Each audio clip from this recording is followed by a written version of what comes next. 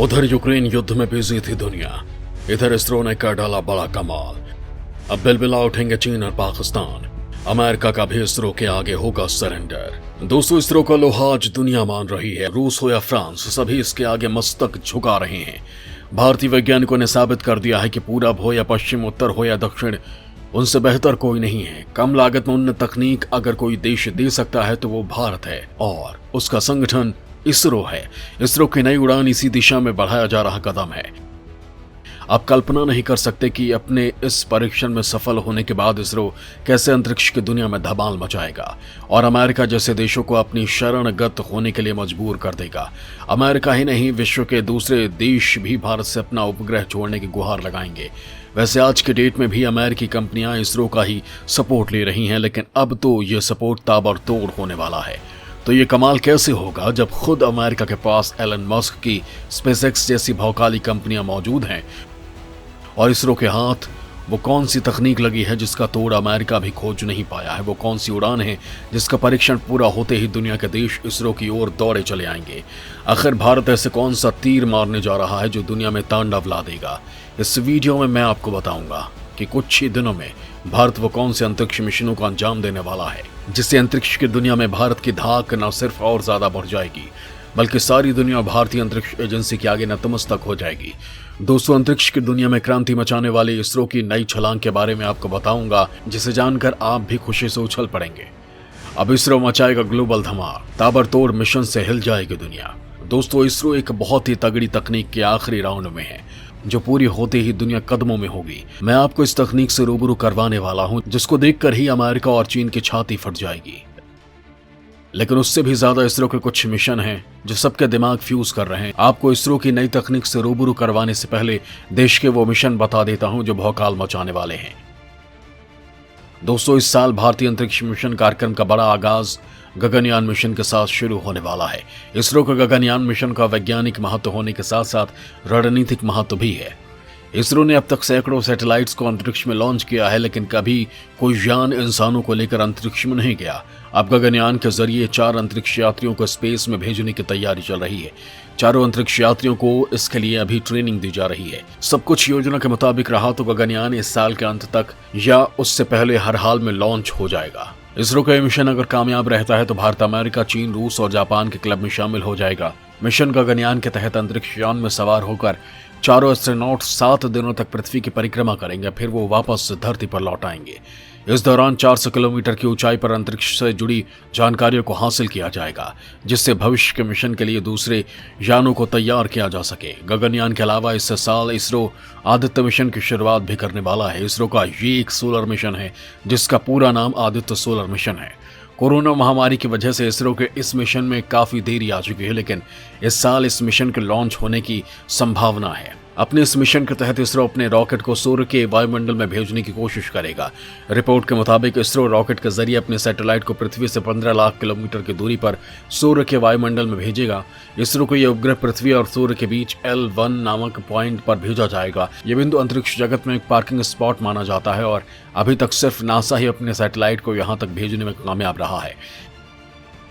इन अभियानों के साथ ही छुटकू रॉकेट मिशन यानी small satellite launch vehicle SSLV radar imaging satellites की भी लॉन्चिंग होने वाली है। तो वहीं देश का सबसे बड़ा मिशन यानी चंद्रयान 3 भी इसी साल कामयाबी की उड़ान भरने वाला है। इस अभियान के दूसरे चरण में इसरो चंद्रमा के दक्षिणी ध्रुव पर एक रोवर उतारने की कोशिश करेगा। दोस्तों, अमेरिका के तर्ज पर भारतीय अंतरिक्ष उद्योग में प्राइवेट सेक्टर को भी शामिल किया जा चुका है। हालांकि वैश्विक अंतरिक्ष बाजार में भारत की हिस्सेदारी केवल 2% है, लिहाजा ग्लोबल स्पेस इंडस्ट्री के लिए भारत एक नए खिलाड़ी जैसा है।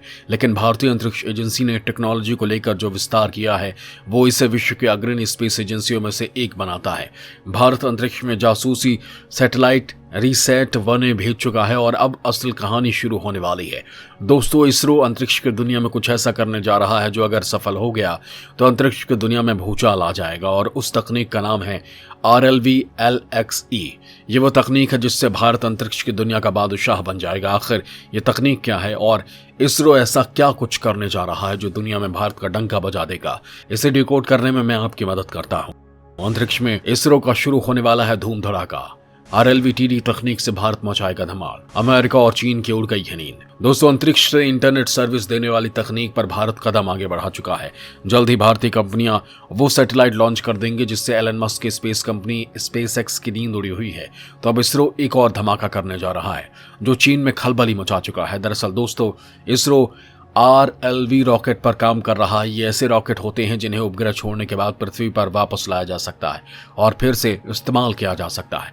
इस तकनीक के जरिए उपग्रह प्रक्षेपण की लागत काफी कम की जा सकती है। वैज्ञानिकों के मुताबिक अभी 1 किलो वजन को अंतरिक्ष में पहुंचाने की लागत करीब 3 लाख रुपए बैठती है, जो इस नई तकनीक के कामयाब होने के बाद 30,000 रुपए तक गिर सकती है। भारत ने इसका पहला पड़ाव पार कर लिया है। स्वदेशी RLV-TD यानी reusable launch vehicle technology demonstrator का आंध्र प्रदेश के श्रीहरिकोटा से सफल प्रक्षेपण 2016 में ही किया जा चुका है। ये पहली बार था जब इसरो ने पंखों से युक्त किसी यान का प्रक्षेपण किया हो। ये यान बंगाल की खाड़ी में तट से लगभग 500 किलोमीटर की दूरी पर उतरा। हाइपरसोनिक उड़ान प्रयोग कहलाने वाले इस प्रोग्राम में उड़ान से लेकर वापस पानी में उतरने तक में लगभग 10 मिनट का समय लगा। RLV को भारत का अपना अंतरिक्ष यान कहा जा रहा है। इसरो के मुताबिक ये लागत कम करने, विश्वसनीयता कायम रखने और मांग के अनुरूप अंतरिक्ष में पहुंच जाने के लिए एक साझा हल है।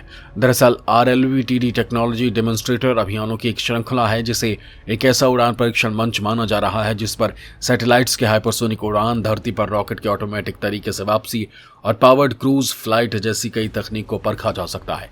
इसरो इसी दिशा में अब अपना दूसरा कदम बढ़ाने जा रहा है। दोस्तों, इसरो अगले कुछ दिनों में RLV का दूसरा चरण पूरा करने जा रहा है। इसरो अध्यक्ष सोमनाथ ने बताया कि RLV LXE उड़ानों के क्रम में दूसरा चरण पूरा करने जा रहा है जो इसी महीने पूरा कर लिया जाएगा। दोस्तों, आपको बता दूं कि RLV LEX में एक मानव रहित पंखों वाले हेलीकॉप्टर की करीब 2.3 किलोमीटर से 2.4 किलोमीटर की ऊंचाई तक ले जाया जाएगा। इसे कर्नाटक के चित्रदुर्ग में रक्षा अनुसंधान केंद्र से छोड़ा जाएगा। इसरो के अध्यक्ष ने बताया कि मूल प्रोटोटाइप को हवाई पट्टी से 3.7 किलोमीटर दूर छोड़ा जाएगा और ये शेष दूरी खुद तय करेगा। वेग हासिल करना, नियंत्रण बनाए रखना और किसी भी सामान्य विमान की तरह लैंड होना इसकी एक प्रक्रिया का हिस्सा है। बाकी विमानों की तरह लैंड करते वक्त इसका भी पहिया धरती से टच होगा। उसके बाद इसे रोकने के लिए एक पैराशूट खुल जाएगा जो इसकी गति को कम करेगा। सोमनाथ ने बताया कि इसरो पहले कम ऊंचाई से प्रोटोटाइप जारी करने की योजना बना रहा है। दोस्तों, अंतरिक्ष तक सस्ती पहुंच ही RLV को आकर्षक बना रही है। फिलहाल इसरो अंतरिक्ष मिशन के लिए खर्च करने योग्य रॉकेट जैसे पोलर सैटेलाइट लॉन्च व्हीकल और जियोसिंक्रोनस सैटेलाइट लॉन्च व्हीकल का इस्तेमाल करता है जिसकी लागत बहुत ज्यादा आती है। अगर RLV तकनीक सफल हो जाती है तो उसकी लागत काफी कम हो जाएगी क्योंकि जिस रॉकेट से लॉन्चिंग होती है उसका इस्तेमाल बार बार होता रहेगा।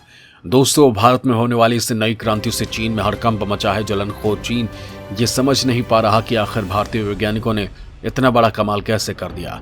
उसे दिन रात बस इसरो के ही सपने दिखाई दे रहे हैं। केवल चीन ही नहीं, अमेरिका भी भारत के इस कदम से सख्ते में है। उसे भी यकीन हो गया है कि भारत अब हर क्षेत्र में एक महाशक्ति बनता जा रहा है और वो दिन दूर नहीं जब दुनिया में भारत की तूती बोलेगी और अमेरिका उसकी रहनुमाई करेगा। दोस्तों, भारत का गर्व बढ़ाने वाला ये वीडियो आपको कैसा लगा हमें कमेंट बॉक्स में जरूर बताएं।